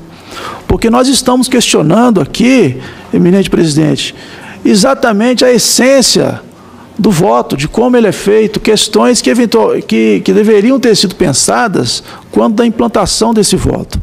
Veja, nós evoluímos da urna eletrônica, e eu me lembro que no Ministério Público eu cheguei a acompanhar 2 eleições em que a apuração era feita manualmente, né? Eu me lembro de uma eleição no município em que eu era promotor eleitoral. Nós contamos durante 4 dias, 24 horas por dia, os votos. Quer dizer, um município pequeno. Todos se lembram aqui que naquela época os resultados das eleições demoravam para serem apresentados. Chegamos na urna eletrônica e depois chegamos na biometria, que surpreendentemente está sendo também contestada nesse momento. A biometria, ela tem o sentido de evitar fraudes, né? Fraudes na identificação dos eleitores, que eram muitas. Eu poderia, professor Pedro, elencar aqui várias fraudes ligadas à votação antes da implantação da biometria. A biometria foi uma tentativa de se evitarem essas fraudes. Ela é imune a fraudes? Não, não é imune a fraudes. Deveríamos aperfeiçoá-la? Sim, deveríamos aperfeiçoá-la. Ela é um sistema perfeito de identificação dos eleitores? Não, ela não é um sistema perfeito. Mas, repito, ela foi uma evolução daquilo que se praticava antes. E, além disso, a biometria, ela não funciona isolado. O cidadão, ele tem que se identificar, ele tem que apresentar um documento com foto ali no momento em que compareça para o voto. É claro que nós não poderíamos também passar a considerar a teoria da conspiração, né? Todo mundo está empenhado, né? O presidente da mesa receptora de votos, os auxiliares dele, o vice-presidente da mesa e todos mais, os fiscais dos partidos que estão presentes lá na hora da votação, o juiz também, o Ministério Público também, enfim, todo mundo deveria se juntar ali para realizar essa fraude que todo mundo tem denunciado. Acredito que, na realidade, não é bem assim. Vejam, a urna de lona, também ela era suscetível de muitas fraudes. Eu poderia elencar aqui várias, né, várias fraudes que ocorriam na época da urna de lona, não só na hora da votação, como na fase seguinte, que era a fase da apuração. Ou seja, a introdução do voto eletrônico no Brasil foi uma tentativa justamente de corrigir esse processo, de trazer mais transparência, como muito bem salientou aqui o professor Diego, de acrescentar, de agregar confiabilidade, confiança na votação. E vejam, votação paralela e boletim de urna, eles não são os instrumentos decisivos para a realização de auditoria. Eles são instrumentos que, juntamente com outros, propiciam algum tipo de avaliação, algum tipo de juízo a respeito daquelas eleições. Eu não disse, em nenhum momento aqui, que a votação paralela ou que o boletim de urna eram os instrumentos capitais da realização de auditoria. São instrumentos agregados a outros instrumentos, funcionando em conjunto com outros instrumentos, talvez, eventualmente, se possa fazer um juízo a respeito daquela votação. Ora, o fato, por exemplo, de se desconfiar do processo licitatório que levou à aquisição de urnas, quer dizer, o professor Pedro, ele enfatizou bastante na fala dele esse momento, né? Ou seja, foi adquirido sem licitação, a licitação foi fraudulenta. Eu tenho a impressão que isso aí não é o cerne da nossa discussão nesse momento. Não usei essa palavra, procurador. Não usei a palavra fraude em nenhum momento. Vossa Excelência disse, se eu não me falha a memória, que houve problemas na licitação. Alguém aí disse que a licitação, alguém disse que a compra que foi feita pelo TSE foi uma licitação sem consistência. Quer dizer, isso para mim, traduzido em um sinônimo, nós diríamos que houve fraude, né? Eu acho que o Ministério Público deveria ser, eminente presidente, ser formalmente solicitado a tomar providência, se é que chegou-se a dizer aí que houve crime de prevaricação também. Eu acho que essas coisas são muito relevantes e muito importantes. Nós não podemos perder de vista, e o que eu defendo, e sempre defendi, não só nos textos que eu tenho escrito, como também nas aulas que eu dou a respeito dessas matérias, é que nós temos que ter um sistema transparente. A transparência, ela é a base da democracia.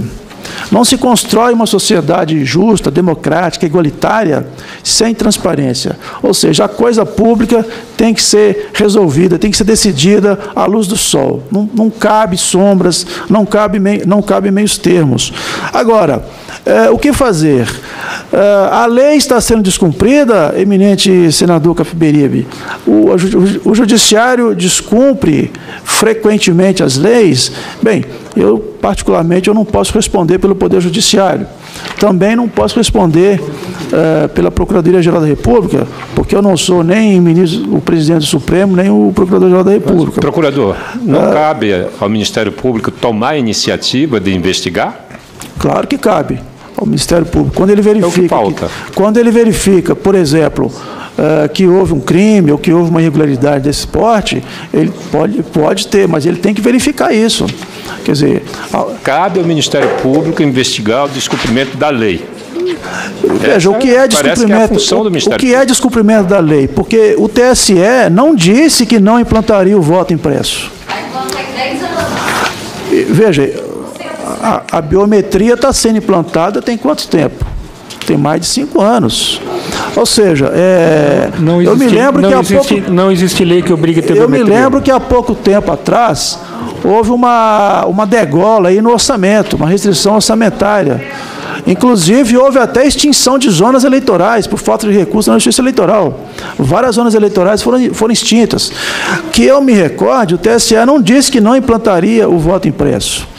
Eu acredito que a transparência na votação será, com certeza, a conquista maior da democracia brasileira. Agora, isso é um processo. Senhor procurador, depois de tudo que o senhor ouviu dos técnicos e do doutor Felipe, o senhor está convicto que o TSE está cumprindo a lei e que a transparência está sendo observada, é cumprido o princípio, ou isso não tem importância? Pode ser cumprido em 10 anos, os eleitores não têm direito a que seu voto seja auditado. Não, veja bem, não é isso que eu estou dizendo. Eu não sou. É a minha acusação de fraude. Eu não estou aqui. Eu estive no TSE, eu quero falar. Eu sou Beatriz Kiss. Agora, presidente... a senhora não está pedindo nem permissão.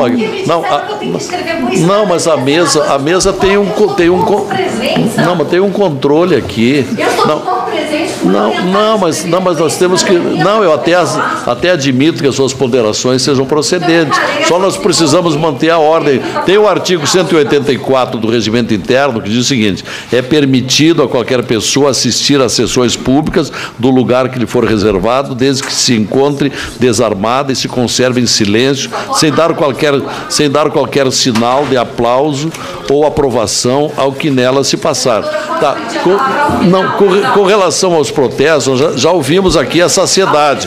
O pronunciamento aqui do doutor Felipe Jimenez foi muito forte, eu diria, contundente, deve ter muita procedência.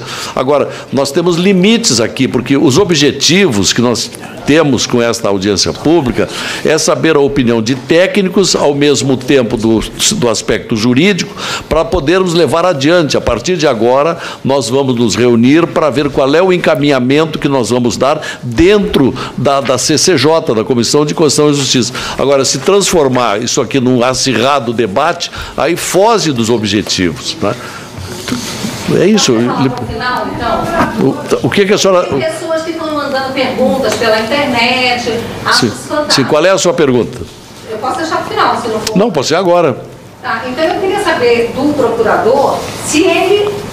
nós temos um instituto que age onde o Ministério Público não atua ou não atua devidamente. Eu gostaria de saber se ele acha que o Ministério Público está atuando da forma correta diante de flagrante descumprimento da lei, ou se ele acha que o TSE enviar um ofício à corte aqui, ao Congresso, que votou a lei com essa grande margem, né, de representação, e dizer que vai cumprir essa lei em 10 anos, se isso é cumprir a lei. Se o Ministério Público não está se omitindo do seu Ministério Constitucional de fiscal da lei. Perfeito. É a pergunta.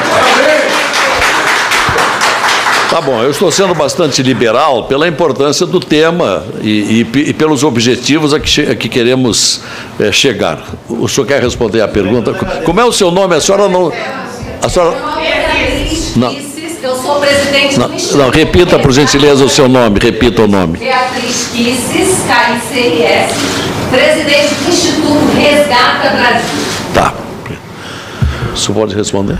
Presidente, como eu ia dizendo, eu tenho impressão, aliás, eu não tenho impressão, eu tenho a convicção de que a transparência é certamente o princípio fundamental da democracia. Ninguém aqui está contra a transparência, ninguém aqui está dizendo contra a honestidade dos resultados das urnas. O que nós estamos dizendo é o seguinte: existe um sistema implantado no Brasil que, num determinado momento da nossa história política, entendeu-se que seria o sistema mais adequado, que é justamente o sistema eletrônico de votação. Em algum momento, este parlamento entendeu isso e colocou na lei. Existe uma lei prevendo isso. Agora, de que maneira que nós vamos realizar isso? A forma como está sendo realizada é a melhor forma? Existem defasagens tecnológicas? Existem avanços que nós poderíamos incorporar? A questão, o Ministério Público está fiscalizando o descumprimento da lei? Bem, como eu disse, o TSE não disse que não implantaria o voto. Ele disse que implantaria dentro das possibilidades, inclusive financeiras. Há pouco tempo atrás, eu recordava, houve um aperto no orçamento tão grande, que até zonas eleitorais foram extintas. Agora, me permita, doutor José Jairo, ao mesmo tempo que eu lhe agradeço, o senhor me presenteou aqui com um alentado volume sobre o direito eleitoral. Agora, não seria do Ministério Público Eleitoral encaminhar um pedido à presidência do TSE, perguntando se não é verdade que tem 400 mil urnas prontas para trabalhar nessas eleições, o que custariam as restantes, enfim, levar adiante esses questionamentos para não sofrer uma interpelação como a que nós ouvimos aqui, de que poderia estar havendo omissão do Ministério Público Eleitoral. Presidente, esse debate ele acontece também dentro do Tribunal Superior Eleitoral. Existe um setor de tecnologia lá que discute essas questões, a conveniência ou a não conveniência. Vejam, Vossa Excelência, em 2009, este Senado Federal, havia uma lei, havia um projeto de lei oriundo da Câmara dos Deputados, que chegou aqui neste Senado, e este Senado emitiu um parecer dizendo da impossibilidade técnica de implantar o voto impresso naquela altura. Então, o que nós vamos dizer? Vamos dizer que houve fraude aqui no Senado? Existe um voto, salvo engano, de relatoria do então senador Eduardo Azeredo, que dizia expressamente isso. Ou seja, isso é um processo que vai sendo realizado. Acredito que a transparência maior, eu também ressinto de haver um pouco mais de transparência, um pouco mais de segurança nesse processo de votação. Principalmente, professor Diego, na hora da transmissão dos dados, na hora da totalização dos votos. Para mim ainda está um pouco... não está muito bem explicado ainda. Mas isso é um processo. Acredito que eventos como esse certamente contribuirão para nós melhorarmos a tecnologia de votação e agregarmos mais confiança e possibilidades, inclusive, de auditoria. Pela ordem, senhor presidente. Excelente. Senhor presidente, pela ordem. Eu só lhe faço uma última pergunta. Senhor Que me parece que já vamos lá. Estou lhe devendo. Uma pergunta. Mas, doutor José Jairo, existe ou não uma lei há vários anos determinando esse voto impresso? Essa lei... Senador, existe, veja, existe uma lei de 2015... Existe, nós não devemos cumpri-la? Existe uma lei de 2015 e existe também, é bom dizer isso, uma decisão do Supremo Tribunal Federal dizendo, na legislação anterior, dizendo que era inconstitucional. Por exemplo, havia, por exemplo... É inconstitucional essa lei? Não, essa não. A anterior. Havia uma lei anterior, anterior a essa, dizendo, por exemplo, o voto, um dos argumentos que se dizia era de que o voto, quando o eleitor retira o voto, isso poderia, por exemplo, servir para o mecanismo de compra de voto. Né? Retirar voto? Que isso? Não, Excelência. Então, colega procurador. Não é isso? Uma pergunta. A pergunta, depois eu tenho que ir aqui ao senador Capiberibe, ao deputado Isalci, e depois nós temos que encerrar, porque os objetivos nós já chegamos. Nós já estamos com uma ideia bem clara do que está acontecendo.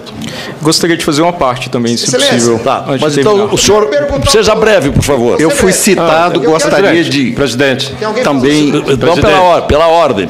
Presidente Lazier Martins, eu exijo que Vossa Excelência cumpra o regimento interno. 30 segundos. Obrigado. Eu exijo que Vossa Excelência cumpra... Eu sou obrigado a cumprir o regimento. O regimento é lei. É lei.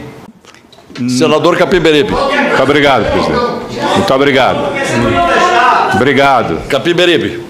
Nós já nos manifestamos em relação ao voto impresso. Há 15 anos que trabalhamos, apresentamos projeto de leis na Câmara, através da deputada Janete Capiberibe, com a assessoria do doutor Amilcar Brunazzo e de Maria Aparecida. Só um lembrete, o senhor foi o relator desse projeto de lei do Azeredo que o procurador apresentou, José Jairo. O senhor foi o relator e esse projeto foi arquivado. Exatamente. Aqui no Senado. Então, nós aprovamos uma lei do voto impresso em 2003 e caiu em 2004. A lei não foi cumprida na eleição municipal. Ou seja, há de fato uma intenção de não fazer valer a lei. E essa audiência, Vossa Excelência tem inteira razão de chamar essa audiência, é para revelar à nação que há uma conspiração contra a democracia. Perfeito. Vossa Excelência. Eu lhe agradeço, senador, a sua generosidade de reconhecer que teve razão de ser essa audiência. Essa audiência. Claro. E está atingindo seus objetivos. E a partir disso eu peço encarecidamente às pessoas que estão se manifestando, e estão aqui se manifestando por patriotismo e por amor à lei, que reconheçam o mérito dessa audiência pública. Não tem a menor dúvida. O que nós estamos fazendo aqui é uma denúncia formal. Exato. De que o Tribunal Superior Eleitoral descumpre a lei. Nós estamos buscando aquilo que já suspeitávamos. O que o Ministério Público deve agir, sim. E agirá, senador, e agirá. Procuradora-Geral de Justiça, Raquel Dodge, foi levantada aqui pelo doutor Amilcar Brunazzo, entrou com uma ADIM contestando a Lei 13.165. Eu não entendo. Isso me parece que há um entendimento dessa instância superior de desrespeitar a vontade popular. Porque nós sabemos que as urnas eletrônicas, elas são inseguras. Você sabe que você digita um número, mas não sabe para quem vai esse número. Todo mundo sabe, é o voto às cegas. Não é? E a sociedade brasileira sabe disso. E quem insiste? Quem insiste é, nesse momento, quando eu tomei conhecimento da ADIM, aí eu digo, olha, estamos perdidos, porque o tribunal insiste em não cumprir a lei, agora o Ministério Público, que deveria cobrar o executivo... Em vez de atacar quem não cumpre a lei, ele está atacando a lei, pô. Nós não precisamos, eu acho que nós podemos fazer, e eu sugiro à presidência, como consequência dessa audiência pública, de que prepare um arrazoado em torno dos indícios apresentados e acione o Ministério Público, não é? Acione o Ministério Público, acione a doutora Raquel Dodge para tomar as providências, porque as pessoas estão indignadas porque ninguém é idiota. As pessoas estão percebendo, não é? Eu tentei fazer auditagem de urna eletrônica. Está aí, doutor Amilcar, que foi a pessoa que trabalhou. A resposta do TSE, não tem como fazer auditagem de urna eletrônica. Foi essa ou não foi a resposta? Isso foi em 2006. Eu perdi uma eleição para a urna eletrônica. Sabe por quê? Porque eu estava disputando com um dos homens mais poderosos da República, que era José Sarney. Eu não podia ganhar dele, né? Então, o povo queria uma coisa, mas para vencer eles tiveram que lançar mão de todos os artifícios possíveis, inclusive da urna eletrônica. E esse negócio da urna eletrônica precisa prevalecer esta eleição. Nós temos que formar, eu sugiro que a gente forme uma comissão de senadores e senadoras. É o que já foi, aqui há um documento encaminhado por uma dezena de participantes que está também sugerindo isso, e que nós vamos fazer a formação de uma comissão de senadores para esse devido encaminhamento, que não pode, ficar por isso. O ministro Fux vai vir aqui a semana que vem, terça-feira e ele vai ouvir exatamente tudo o que foi dito aqui, não é? Porque ele precisa tomar providências. Exato. O judiciário não está acima da lei. Eu acabei de falar que o judiciário se comporta como se estivesse acima da lei. Perfeito. E eu não falo só da legislação eleitoral, não é? E falo também de outras leis que eles descumprem. Eu falei da lei da transparência, da lei complementar 131 de 2009, que eles fazem letra morta da lei, não é? Você, para achar uma informação, não é, precisa ser especialista, não é, em navegação da internet, para você encontrar uma informação num site no Tribunal de Justiça dos Estados. Não é? E o Ministério Público tem que agir em relação a isso, cumprimento da lei, porque o Ministério Público age em relação aos prefeitos. Age. Quando o prefeito não cumpre a lei da transparência, e Vossa Excelência, doutor José Jairo, falou muito em transparência, que o sol é o melhor antisséptico, mas o judiciário não cumpre a lei da transparência. Como é que nós vivemos num país onde nós, aqui no Congresso Nacional, votamos leis e essas leis não são cumpridas? Esse próprio... E agora cabe uma crítica. Senador Lazier Martins, quando o Congresso Nacional amputa um pedaço das suas funções e deixa de legislar sobre temas constitucionais, quando aprova uma intervenção lá no Rio de Janeiro, é porque esse Congresso Nacional é submisso a interesses escusos, a outros interesses, e não interesse da sociedade brasileira, da coletividade brasileira. Essa é que é a grande verdade. Nós estamos... Vossa Excelência, obrigado. Tem que ter paciência. Lhe agradeço. Eu vou cumprir o regimento interno. Se eu tiver que falar aqui durante 2 horas, Vossa Excelência, como presidente da mesa, vai ter a obrigação de me ouvir. Mas eu não vou lhe fazer essa desfeita, não. Vossa Excelência será razoável. Eu já vou concluir. Tá bom. Mas quero concluir dizendo o seguinte: está em risco a democracia.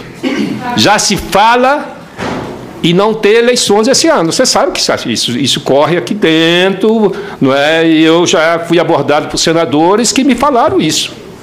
Está em risco a democracia ou está uma mitigação, não é, dos poderes nesses próximos meses até a eleição. Com mais essa conspiração que me parece muito clara de desobedecer à lei, realmente caminhamos um processo muito bom, obscuro. Obrigado. Muito bem. O senhor sabe, senador Capiberibe, que nós compartilhamos de vários descontentamentos com esta casa onde laboramos. Nós nos identificamos em vários apelos e desacordos ao que acontece. Numa deferência ao prestigiamento, deputado, ao prestigiamento da sua presença aqui, o senhor tem a palavra. Deputado Isalci. Obrigado, senador. Primeiro quero parabenizar a Vossa Excelência pela iniciativa dessa audiência. Eu tive a oportunidade de fazer 2 audiências na Câmara em anos anteriores e tenho já um requerimento para a Comissão de Ciência e Tecnologia aprovar agora uma próxima reunião. Mas eu queria primeiro ressaltar 2 pontos. Primeiro, em todas as audiências que fizemos nessa casa, o TSE se omitiu, não compareceu. Inclusive, a última feita na Câmara tinha uma audiência pública marcada para o dia seguinte, ele antecipou para o dia da audiência da Câmara, exatamente para não comparecer e justificar a ausência dos membros do TSE. Quem é? Quem não o TSE não mandou nenhum representante para as audiências que fizemos. Eu sou de formação, eu sou contador, sou auditor. E não existe lógica de um mesmo poder, como foi dito aqui muito bem pelo doutor Pedro, essa possibilidade do mesmo poder legislar, né, operacionalizar, que é o que acontece, fiscalizar e julgar. Isso é um absurdo completo. Nós não podemos admitir que haja esse procedimento completo no TSE. E talvez em função disso, perda de poder, que eles não querem mudar esse sistema. A questão da auditoria, como foi dito também aqui para o Almir, o PSDB solicitou essa auditoria, o órgão auditado não pode, ele, definir o que pode e o que não pode. A auditoria tem que ser feita de forma aleatória e pelos auditores, não é pelo poder concedente. Então, o TSE não tem este poder de dizer o que pode e o que não pode. Portanto, ficou muito claro aqui, o que nós queremos, e o Congresso tem obrigação de fazer isso, é cumprir a lei. Eu fiz aqui um requerimento para o ministro Gilmar Mendes, em 2017, com 16 questionamentos aqui, exatamente sobre isso, sobre a questão das urnas, quanto custa, quantos tem, quanto foram adquiridos. Depois, ainda reforcei com o presidente da Câmara, fiz um ofício ao presidente Rodrigo Maia, agora em dezembro de 2017, reforcei agora em janeiro de 2018 para o ministro Gilmar Mendes, solicitando as informações, inclusive de acordo com a lei de informação. E sou obrigado a dar para a gente essas informações. Agora, não cabe realmente o TSE dizer que vai cumprir, como foi a resposta do ministro ao presidente da Câmara. O ministro Gilmar Mendes respondeu que o cronograma de distribuição do parque vai em 2020. Ora, como é que o TSE pode pegar uma lei aprovada por essa casa, pelo Congresso Nacional, e dizer que só vai cumprir em 2020? Será que, numa sentença do tribunal, do STF ou do STJ, ou qualquer que seja uma sentença, nós é que vamos definir quando é que nós vamos cumprir, ou se é que vamos cumprir, ou se vamos cumprir parcialmente? Então, nós não podemos admitir como Congresso Nacional essa questão. Exigimos realmente o voto impresso, já que não tem nada a ver com essa ação de inconstitucionalidade. o argumento utilizado pelo Ministério Público da questão do segredo, do voto secreto, não é compatível com o que está na lei. A lei é muito clara. E já caberia o TSE buscar alternativas administrativas, tecnológicas, para fazer realmente a eleição de uma forma isenta, como dá para fazer. Qualquer técnico dá para dizer, para mostrar que não vai ter manipulação, não vai ter nada disso, como foi feito, como foi colocado os argumentos do Ministério Público. Portanto, parabéns, Vossa Excelência, e espero que o TSE, de fato, compareça aqui na terça-feira para realmente dar maiores esclarecimentos. Muito obrigado. Perfeito. Só mais uma quebra de protocolo, só vou ter para dizer que... O senhor já estraçalhou o protocolo. Você me desculpa, apenas uma frase. Que parte da desgraça que está acontecendo no nosso país, Venezuela, foi patrocinado por essas urnas fraudulentas, da Smartmatic, essa mesma empresa que está aqui no Brasil, querendo comandar nossas eleições. É só isso. Muito obrigado. Muito obrigado. Eu quero então agradecer aos nossos convidados, José Jairo Gomes, Pedro Dourado de Rezende, Amílcar Brunazzo Filho, Diego de Freitas Aranha, os nossos parlamentares que compareceram.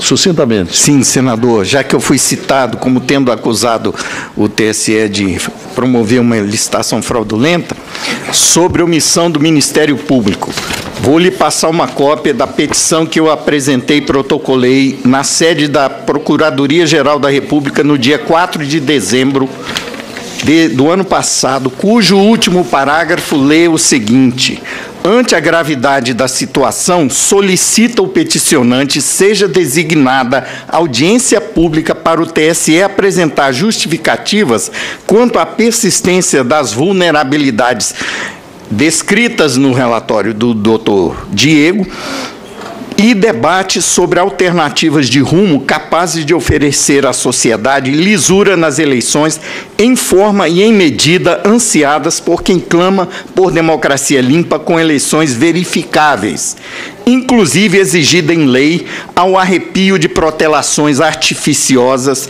e ampla propaganda de quem porventura insiste em um curso que vai se tornando cada vez mais perigoso para o Brasil. Isso foi depois do contrato de 7 milhões sem licitação com a Flextronics entregar os 30 protótipos de urna superfaturadas que imprimem votos e antes de aparecer o edital para a licitação de urnas com muitos aditivos adicionados à compra de módulo de impressão, sem necessidade por estar fazendo uma licitação de componentes díspares, diferentes, software com dispositivo de impressão e tudo, que foi ganha pela Smartmatic. Houve audiência, ministro? Houve resposta do Ministério Público a essa petição? Houve o que eu estou ouvindo aqui agora, o que para mim não é resposta satisfatória. Houve uma audiência pública com 2 dias de antecedência, com um edital daquele tamanho, com aquela complexidade já preparado, onde apareceram apenas 2 empresas cadastradas para competirem, uma delas essa que foi citada na última fala, que acabou ganhando a licitação e que tem os problemas que eu li antes na petição. Perfeito. Bom, isso tudo será levantado também na audiência com o ministro Fux na próxima terça-feira, e após o que nós vamos encaminhar um pedido à comissão, ao presidente da Comissão de Constituição e Justiça, para a nomeação de um pequeno grupo, para nós estudarmos com breve prazo, porque nós estamos a 7 meses das eleições e não podemos nos demorar nesse tema. Tem que ser tudo muito rápido para uma conclusão, no mais tardar, vamos dizer, até o fim do mês que vem. Devemos ter conclusões e entendemos que realmente a situação é grave, não é? É mais do que suspeita, houve elementos, pelo menos para mim, desconhecidos hoje. Tinha uma ideia, por esse clamor geral que aumenta no Brasil inteiro com relação à falta do voto impresso, à desconfiança da urna eletrônica, e diante da importância dessas eleições, que, repito o que disse lá no começo, uma das eleições mais importantes da história do Brasil, diante da degradação a que chegou o país, não é? Com desmoronamento de tudo, de institucional, ético, econômico, político, etc. Portanto, nunca houve uma necessidade de transformação que só as eleições poderão ajudar, não resolver, mas ajudar a resolver. E nós temos um item a resolver, que é o das próprias eleições. Essas eleições têm que ser transparentes, senão nós podemos ter uma nova frustração. Obrigado, senhores. Gostaria de fazer uma parte, é possível? Se for rápido, porque estamos adiantados. Muito rápido, e a 1h30 eu tenho outra comissão para participar. Temos... Uma denúncia, senhores, que eu acredito que talvez não foi... Qual é o seu nome? Me desculpem estar referindo o regulamento. Qual é o seu nome? Meu nome é Dileta Correia Silva, eu sou de Santa Catarina. Tudo bem? Então, nós fizemos uma comissão em Santa Catarina e entramos com um pedido de vistas ao TSE e ao Ministério Público. Iniciamos em setembro do ano passado, estamos repetidas vezes reiterando o posicionamento e uma resposta do TSE e do Ministério Público, porque as urnas eletrônicas não têm Inmetro. É uma denúncia gravíssima quando que qualquer equipamento de segurança precisa, por lei, ter Inmetro. Então, os senhores que puderem levar adiante esse pedido e esse, em nome de Santa Catarina, e acredito que de todo o povo brasileiro, esse questionamento, por que as urnas eletrônicas não têm Inmetro? Obrigado. Muito obrigado. Obrigado. Sim, por favor. Eu gostaria só de registrar, para a gente não cair na mesma armadilha que a Justiça Eleitoral vem repetindo, que a forma de tornar o sistema eletrônico brasileiro de votação mais seguro e transparente é adicionando mais recursos eletrônicos para tornar o sistema com essas propriedades. Isso não faz nenhum sentido. Qualquer sistema de votação que está sob controle de um fraudador, de um adversário, terá todos os seus mecanismos de transparência e segurança também sob controle desse adversário, desse fraudador. Por isso que é muito obrigado. Nada mais havendo a tratar, declaro encerrada esta reunião, agradecendo a presença de todos.